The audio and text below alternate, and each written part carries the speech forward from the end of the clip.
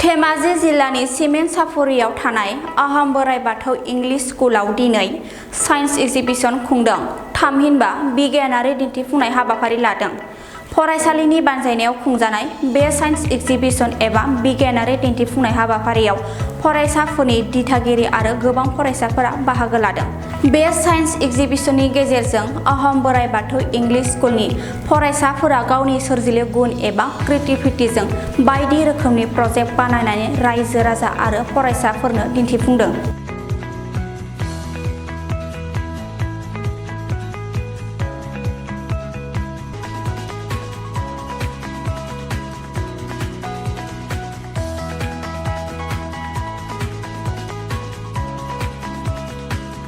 दानि गासै news portal नोंथांनिसिम आङो साबायखर बावनाय थाबाय। जोंनि बे फरायसालियाव दिनै साइन्स एक्जिबिशन आरो स्पर्ट्सनि एनुवेल स्पर्ट्स उइकनि दिनै इन'ग्रेसन सेरेमनि दंमोन।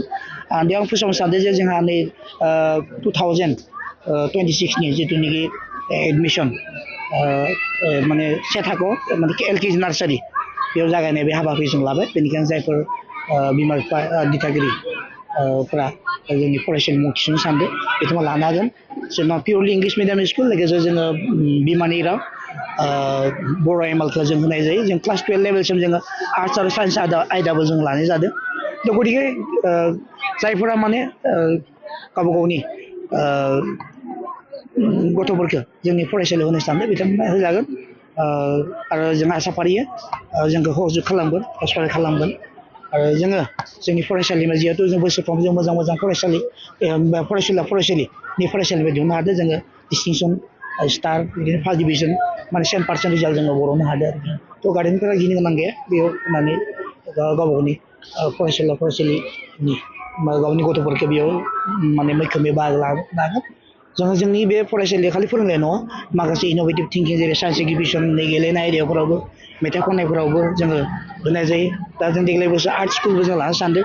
जों सानफ्रोमबो सनिबार आरो माने देवबार बे माने सप्तायाव साननै आरोखि बेखौ माबागोन। आरो सानफ्रोमबो जों बे हेन्ड राइटिंखौबो जों कर्सखौ माने क्लास वाइसआव होनो सानदों आरो।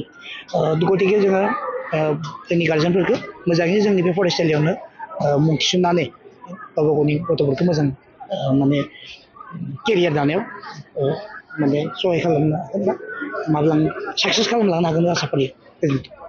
जोंनि फरायसालियाव साइन्स एक्जिबिशन लानाय जादोंमोन। बे साइन्स एक्जिबिशन लानायनि गुबै थांखियानो जाबाय जोंनि फरायसालिफोराव माखासे हिडेन टेलेन्टफोरा माने बाहेरायाव ओंखारबोआ। गतिके जों बिसोरनि जिथु रोंगौथिखौ जों बाहेरायाव दिहुननो थाखाय जों बेफोर मन्थ्र जों तैयार खालामदों बा प्लेटफर्म जों बानायना होदों। बिदिनो नुदों नोंथांमोना जोंनि बे फरायसालिनि एकदम माने फुंनिफ्रायनो एकदम मानसिफोरा लैहोर लैहोर बिमा बिफा दिथागिरि गासै फैनानै जोंनि फरायसालि खाथि खालानि फरायसालिफोरा फैनानै जोंनि बे एक्जिबिशनाव बाहागो लादों। बेयाव जोंनि मेन उद्देश्यआनो जाहैबाय फरायसालिनि जाहाथे इयुनाव साफा मोजां मानसि जानो हायो, साइन्टिस्ट जानो हायो जों जा एरियानिफ्रायबो। थिग बेबायदिनो बिसोरनि इन'भेटिभ थिंकजों जायगाया जाहाथे माने सुस्रां जायो। आजिखालि जिहेतु नुदों जोंनि आबहावायाव माखासे गुबुंले जानो हमदों। बे आबहावाखौ जों बोरै संरक्षण खालामगोन? जोंनि ग्लबेल वार्मिं बेफोर जाबाय बिराद गिदिर जेंना। जों अमा फिसिनायाव दाउ फिसिनायाव जों बोरै साइन्टिफिकेलि जोङो आदब खायदाजों जों बेखौ जों फिसिनो हायो। थिग बेदिनो आबादखौ बोरै मावनो हायो बेफोरखौ जों नुनो मोनदों।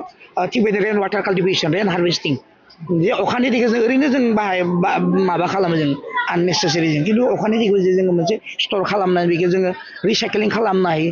बोथोरनि सायाव जों स्टाडि खालामनो हायो। थिग बेदिनो दंफां लाइफांखौ जों मानो नांगौ, जिब जुनारखौ जों मानो नांगौ, बेफोरबायदि अनेक रोखोमनि माने एक्जिबिशनखौ जोङो गथ'फोरनि गेजेराव जों नुनो मोनदों आरोखि। निस्सय मोजां जादों। जों इयुनाव आरो जों बेनिफ्राय साबसिन लाबावगोन। जोङो इन्टार स्कुल एक्जिबिशन कम्पिटिसन जों फाथिनो मोनसे माबा खालामो, जों आखायाव लादो। जोङो निस्सय खालामनायफोर जों फाथिगोन।